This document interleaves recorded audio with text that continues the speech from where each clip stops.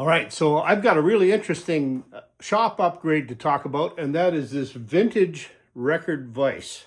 Stay tuned. I think you'll like the video.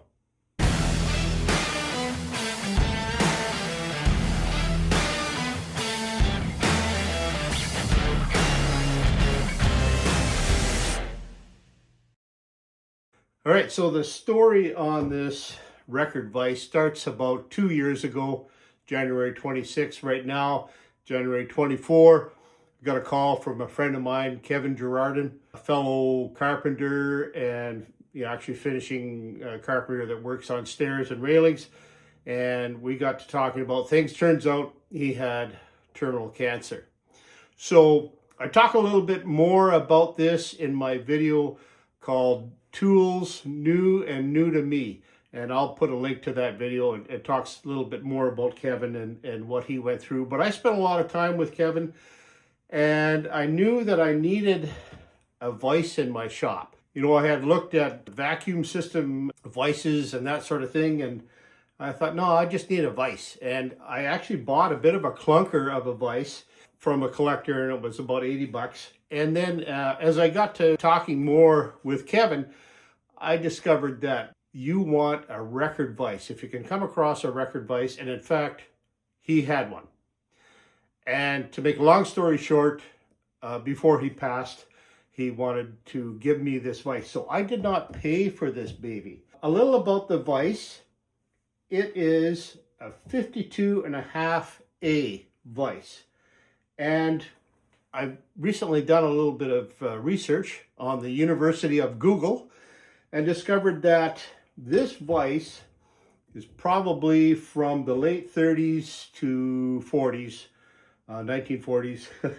And I'll talk a little bit more about the details on this vise. It is a quick release vise, and you can see here that it opens quite a distance, and you can, put a piece of wood or a door or what have you into the vise, use the quick release, tighten it up, and these vises are known for being very, very strong and just bulletproof. So a little bit about the record vise 52.5A. This is a quick release vise by depressing this lever here, and then you do your final tightening like so. These vises are considered to be some of the best vises ever made. And you will see creators like Andy Rawls and Bradshaw Joinery using the record vise, and a lot of really skilled woodworkers will have a record vise in their shop. And of course, a lot of carpenters in the UK will have them because that's where they're made. So initially, when I started looking into all the vise information, a lot of times they talked about the Irwin record. Now, Irwin at some point started creating them under their brand, but this is a pre-Irwin vise. So a little bit about the dating of the vise. If it has this stamp made in England, then that is likely something stamped on the vises that are between the late 30s and 1940s. The A designation denotes a screw and cap cover that is a piece of metal that covers the thread on the vise and prevents that thread from getting all bunged up with sawdust. Now, this is a 9-inch vise, or 9-inch width, very strong. Another thing is that the earlier vises had this bulbous end on the handle. And later on, after the 60s, they flattened out this end. And that's how you can tell this is a pre-60 vise, pre-1960 vise. The vise features a threaded jaw that will receive a heavy-duty screw. And I bought some stainless screws. I tried to find brass, but bought some stainless screws to secure my aspen jaws onto the vise. So between 1927 and 1933, there would have been this registered design number cast into the front jaw, and I don't have that. So that means that this was made in the late 30s and 40s, as I've mentioned already. A little later on, Record introduced a vise with a bench dog. In other words, a piece of metal here that acted as a stopper for working with metals.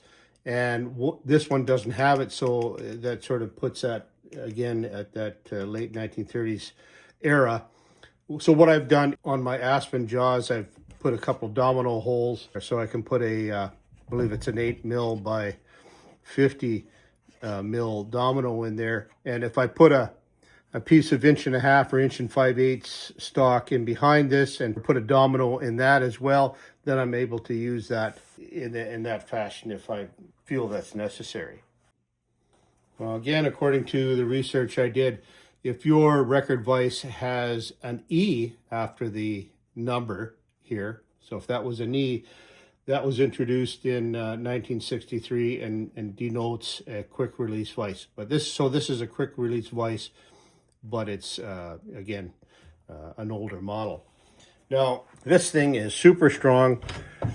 You put a piece of lumber in here and crank it down, and actually my bench will move before the vise will loosen on the lumber. Now this is kind of a peculiar spot for a vise, but I just could not find a more practical spot to install the vise. And so what I did is I just looked around in the shop. I'm a great believer of reusing stuff.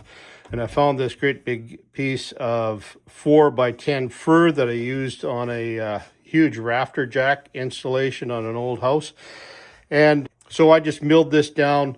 I had to do some creative planing to get it square and true. It had a bit of a twist to it.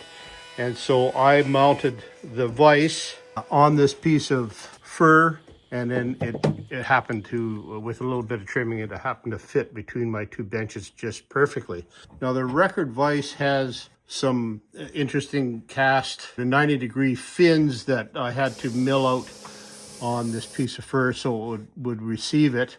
And then I put some honking big bolts through the fir and into the vise, and it's quite heavy. I think it's 35 pounds or more. I had to bury one of the bolts underneath this track for my clamp system, and the other one is here. And yeah, it was a bit of work, but man, is it ever a solid, just an exceptional piece of machinery.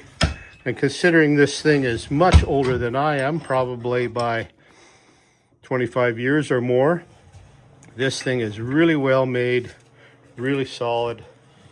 And man, if you can get your hands on a Record vise, man, you'll have a great piece of equipment and a little bit of nostalgia in your shop. Now I did clean up this vise quite a bit with this product from WD-40.